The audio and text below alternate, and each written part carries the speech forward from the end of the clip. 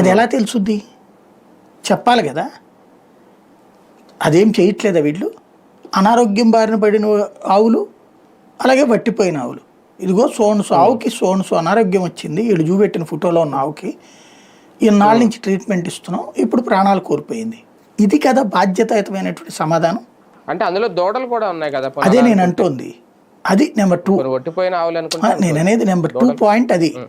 Number 3 point వచ్చేటప్పటికి అతను చూపెడుతున్నటువంటిది వట్టిపోయిన ఆవులు కాదు, దూడలు. దూడ ఎందుకు చనిపోయింది? సాధారణంగా మనకి శిశు మరణాలు జరుగుతుంటాయి డెలివరీలప్పుడు.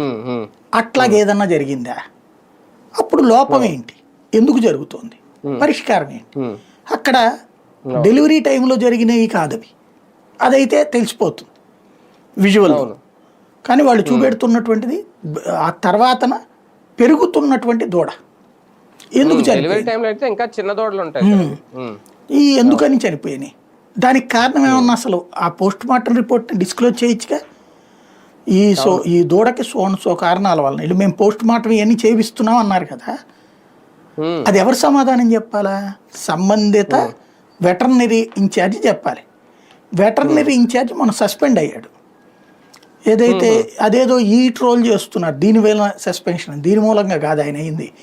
తిరుపతిలో తొక్కిసలాట జరిగింది కదా మొన్న వైకుంఠ ఏకాదశి అప్పుడు. ఆ తొక్కిసలాట